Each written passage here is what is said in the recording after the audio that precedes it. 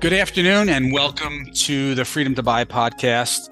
I'm Joe Dworsky, the president of retail banking for SuperNet, which is the only payment network that provides true credit card payments in the cannabis industry to date. Each week on our podcast, we're going to take you behind the scenes of banking, finance, technology, and payments to help educate our listeners to how to make the most of their purchasing power in the world of credit. My next guests represent a group ex-investment bankers in the M&A world as well, and venture capitalists to provide fractional, or maybe it's outsourced, correct me if I'm wrong, CFO, FP&A, and capital raising support to startup companies. And today on the show, we have Connor Frischmeyer and Jake Luerkens. Thank you, gentlemen. Great to have you on the show. Yeah, we're excited, Joe. Thanks for having us. I was going over the website over the last couple of days and looking at your backgrounds, and I found the name so interesting. It's pronounced Auxo. Can you talk about the origin of the name and a little bit about the mission of the company, if you will? Yeah, absolutely. So Auxo is the Greek of essentially fertility and growth. And the goal of us at Auxo Partners is basically to take the finance skills that we have developed in investment banking, in private equity, venture capital, and various other places, CFOs of various startups, and to apply that expertise to earlier stage companies that typically don't have access to it, and to help them grow more quickly and with better control so that they have better decision-making frameworks early on. Because what we found is there are a lot of potholes, I'll say, that you can fall into as an early stage company that have fairly material impacts down the line, or sometimes that can kill the company in the earlier stages, even if you have a great product and even if you are doing a great job of servicing your customers. So trying to alleviate that issue at the early stage. That's great. Great. Is this a newer industry? Because obviously I'm older than both you gentlemen. I have a similar background, in finance. And I've heard of outsourcing, individual, roles, but I've never seen something along the lines of your service. Is this a new emerging type of industry? I think in many ways it is. And I think it's true of a lot of functions within a startup or within companies more broadly. So the CFO thing, it's kind of our bread and butter. And it's sort of one of I think the earlier things that people took an outsource or a fractional approach to. Mm-hmm. That is now increasingly true of all sorts of functions, including, marketing. We do a fair amount of accounting ourselves. There are a bunch of people doing, outsourced fractional sales leadership and things like that. But I think what it allows us to do is, again, to take that expertise that perhaps in the past was pretty expensive or was pretty risky to hire for early on. And perhaps when you're an earlier stage company, you don't need a full-time CFO or a full-time chief marketing officer or whatever it is. You really only need 10, 15 hours of that expertise weekly. And because we're able to allocate our time across, multiple groups, not only can we make it, more affordable, but we can also take our expertise and learnings from, say, other groups in the cannabis industry and apply them to, our future clients. Okay, that's interesting. And you've assembled a pretty extensive team of ex-investment bankers and venture capitalists, private equity professionals. Can you talk a little bit about your team that you've put together? Pretty impressive. Yeah, absolutely. So Jake and I's network that we developed when we were in investment banking and when we were in private equity is the place that we started. But increasingly, we're branching out from that. And what we find is a lot of these people, they have a really strong expertise. But startups are interesting. Cannabis is interesting. Working on earlier stage problems is interesting because oftentimes towards the later stage, you'll have a lot of heads in the room and you'll have a lot of experts. But at earlier stage companies, that's not always true. And the same sorts of problems are poking up. And so being able to leverage the expertise that we've developed in other areas to help in earlier stage companies who really, really do need the advice and who perhaps don't have access to it already has been pretty cool. And I think is a lot of the reason that's driving people to join our team. Okay, that's great. That's great. And when did you guys actually form the company? It's been about 2 years. So We've been working on, freelance CFO support and capital raising since about February of 2021. And then we formally rebranded and started positioning ourselves as Auxo about the middle of last year. Great. And it looks like you have a nice lineup of clients that you've already been working with. Can you talk about, are you industry agnostic, or do you have a specialty in terms of fintech or, technology outside of the financial services space? Is there one area that you want to focus on best, or is it really agnostic across all industries? The answer is kind of both. So there's a bunch of people on our team, and certain people have different expertise areas. We as a firm are relatively industry agnostic, although we are most excited about earlier stage, high growth businesses, oftentimes within software, fairly broadly, within consumer. And then an area that we've really spent arguably the most amount of time in, and that we think there is the most opportunity to add value, is actually cannabis. Emerging market, really, really fast growth, fairly dynamic companies. And I think underserviced in a lot of areas of finance. Certainly you can talk about that on like the banking side or on the credit side, but I think even sometimes in, strategy and direction as well. So definitely a place that we're trying to spend a lot of our time focusing. Okay, that's great to know. In terms of when engage with a client, obviously these are early, stage companies, high growth opportunity. Is it pre-seed, seed, Series A? Is there a particular timeline that you'd like to get involved with the company? Yeah, so we find that oftentimes it is post seed and probably pre like Series C-ish timeframe. Although we've worked with companies all the way from what are really pretty large, multi-$100 million in revenue businesses, all the way down to companies who are looking to go out and raise a seed round, and they just want someone to help them, think about the story and how they should position it and what the finances might look like in the future. But the thing I'll say is, particularly on the strategic finance side, what we really look at is how much revenue the business is generating when we, are talking to them, because you really want to be at a level where your finance function is becoming complicated enough that we're able to add value in terms of helping you think about, your margins, helping you think about your expenses, planning for hires that are coming up. What new areas do you want to target in terms of products or geographic expansion? And if it's too early stage, perhaps you haven't really gotten to the point where you're generating revenue yet. Mm-hmm. Okay. With that, where do you see the obstacles for some of these startups when they're going out to raise capital?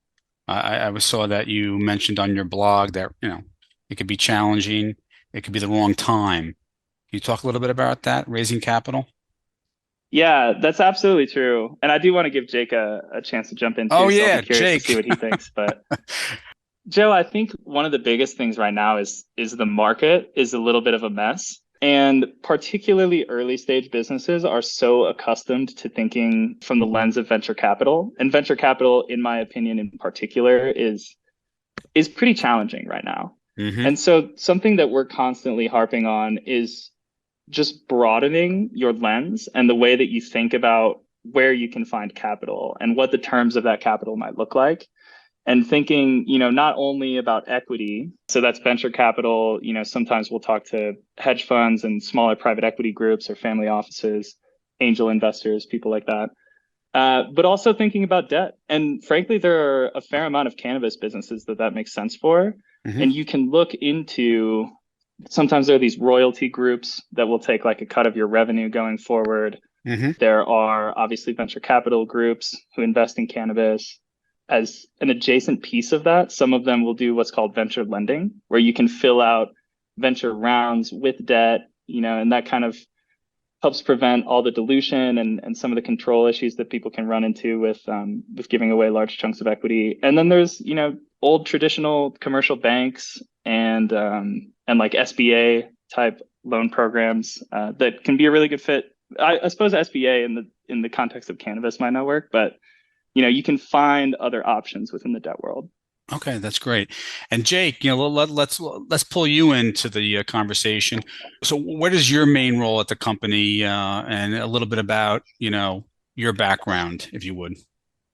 Sure. I would say the role of both Connor and I are fairly similar at this point, although I think we're starting to find kind of areas where we both kind of thrive a bit more from a personality fit perspective or just skill set perspective. But broadly, right now, I would say our primary roles are just bringing in new business to the firm, making sure our team is sort of empowered with the tools and resources they need, overseeing kind of ongoing engagements and kind of client work that's happening and making sure that it's being done kind of properly, correctly, strategically, and then kind of just getting our hands dirty and getting involved with projects as well when it makes sense. And so we're still early stage, we're growing fast. And so the business is dynamic and both Connor and I need to be pretty multifaceted and be, willing and able to kind of jump in across the board in basically every facet of business. But that's how we think about kind of our main objectives right now is mostly sort of sales and marketing focus and then just operational kind of oversight.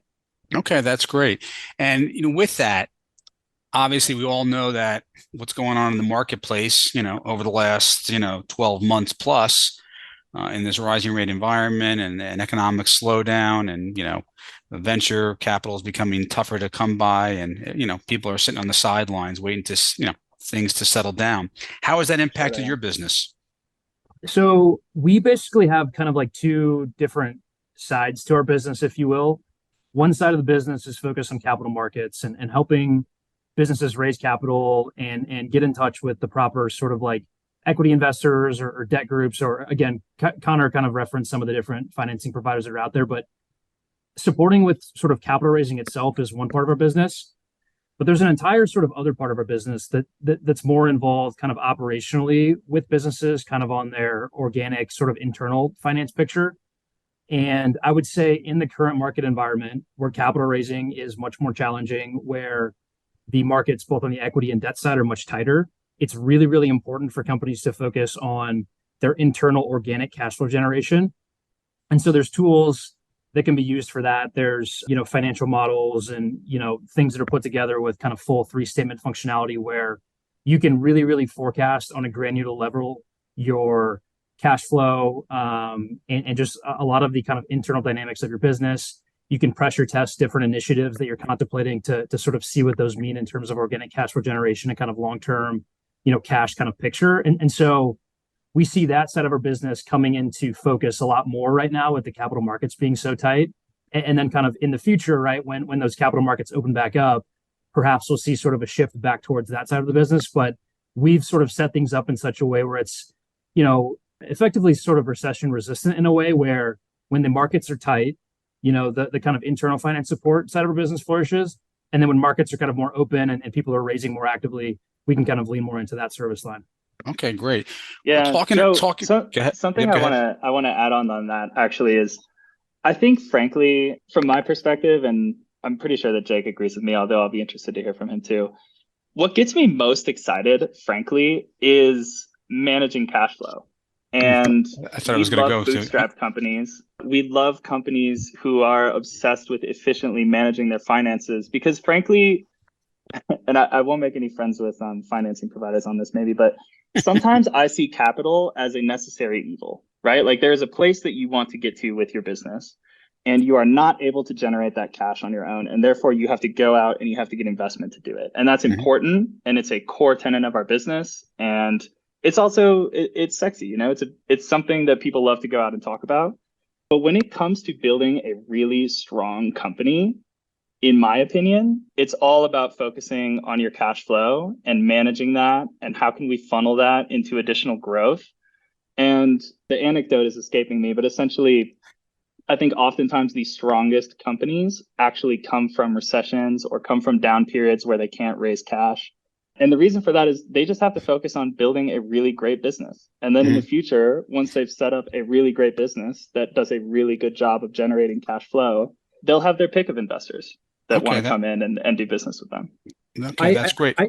I'll also just chime in and say that I think just like the way sort of media is set up in such a way where, what gets reported on and what gets celebrated in the media is often companies raising capital.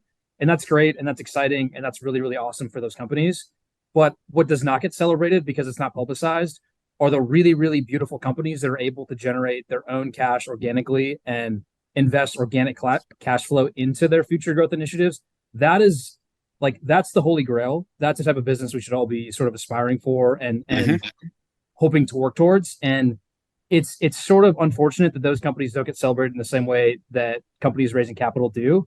And I understand why it's that way, but just as finance guys kind of working with companies, we really understand the power and sort of the value of being able to kind of operate independently, organically, and kind of grow in that fashion. Gotcha. Well, that's great. Just looking at expanding on that and looking at the blog, I mean, I see that you have, cash flow is king, and you also talk about your 13-week cash flow forecast. Can you discuss that a little bit further?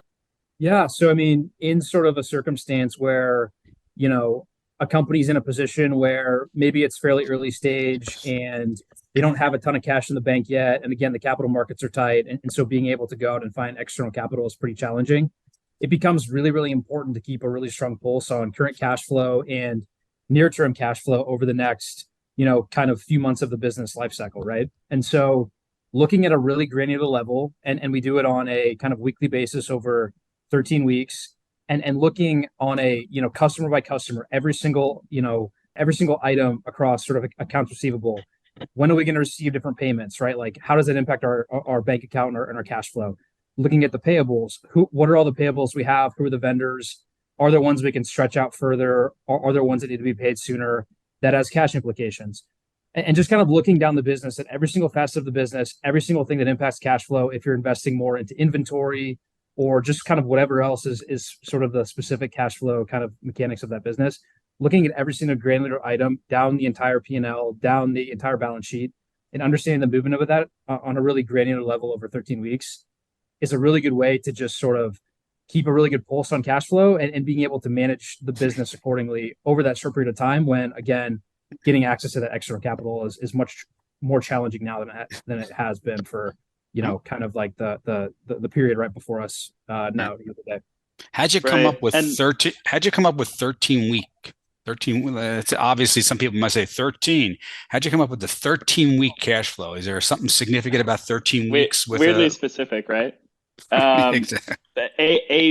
What it is, Joe, is a short-term cash flow statement, and that can be 13 weeks, that can be 7 weeks, that could be like 30 weeks. 13, I think, is a amount of time that's often used just because it's kind of generally it's close enough that you have a pretty good idea as to what's going to come and go within that period, but it's far enough out that you're able to really plan for, some of those bigger fluctuations that might happen. Whereas if it's only a couple weeks, then you're not measuring all that much.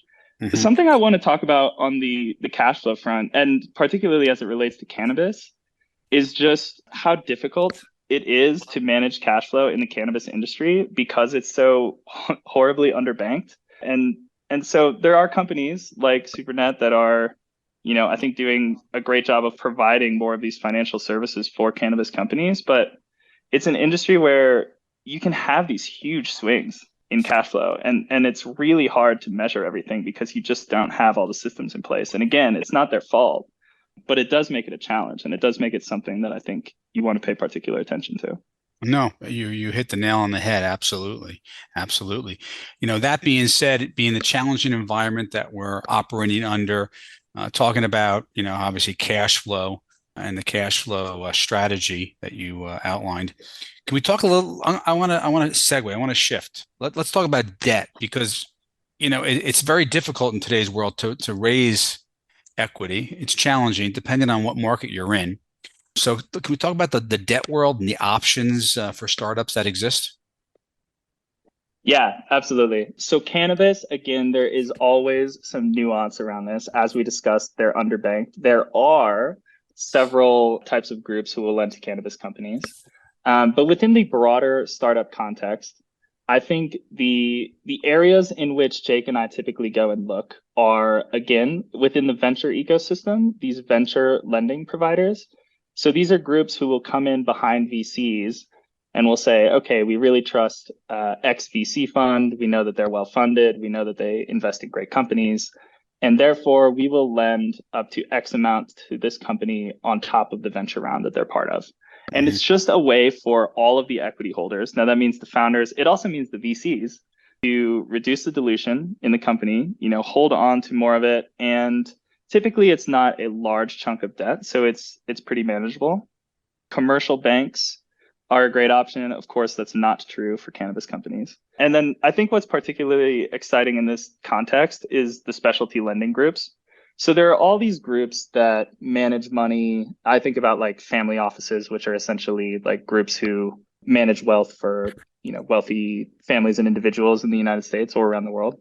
But there are groups who do this on the institutional side too, who are just a lot more flexible and who will look at cannabis companies. And it's hard for me to even give you a sense for the exact terms of the debt because they can be so varied. Yeah, that was my next question, because with some of these startups, and you're talking about cash flow, some of these startups don't have cash flow. So what's the deciding factor? I would imagine if it's a startup and they don't have cash flow, then debt won't fit the picture. Am I missing something? No, that's right. I mean, you do have to have some cash flow. Collateral helps, of course. So some of these heavy, machinery focused type businesses are good, but industrial you do want to have facilities. some cash flow. I gotcha. Or at the very least, like let's take an example of these royalty financing groups.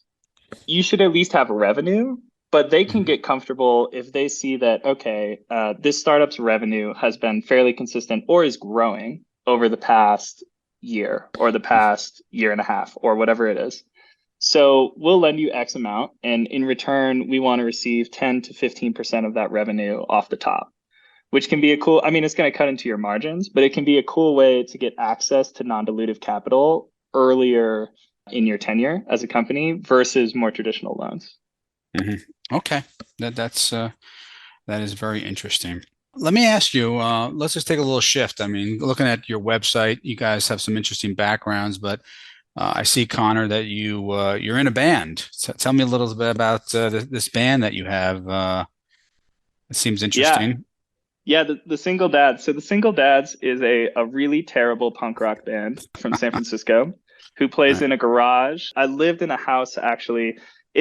So there's this concept of a hacker house in San Francisco, and that is not entirely what this was, but something akin to a hacker house. So there was 12 of us. I had a bunch of really smart roommates from all these Ivy League institutions, and we all got together and talked about startups. And the other thing that we did was play rock music in the basement. So we did a bunch of Green Day covers. We did a bunch of Good Charlotte covers. We did Queen. And we lived across the street from the house where the Grateful Dead wrote most of their music. So we used to pop the garage door open, and then we'd play some Grateful Dead songs and just kind of, reminisce on it. What was really before our time, but trying to embrace that vibe for a little bit. And Jake, I guess you're not in the band in Texas. What's your what do you do for enjoyment outside of the work world? Yeah, I'm a big health and wellness guy. So I am like a 7 days a week in the gym kind of guy. I'm always out running. Me and Connor actually have a sort of really adventurous relay race thing coming up here in about a month with a bunch of our friends out in Washington. That's called Ski to Sea, I believe. And it's sort of this long adventure race with skiing and running and canoeing and kayaking and things like that. So love being outside, love being active. I'm currently kind of learning to play guitar. So I'm aspiring to someday join Connor in the Single Dads garage band, but I'm not quite there yet.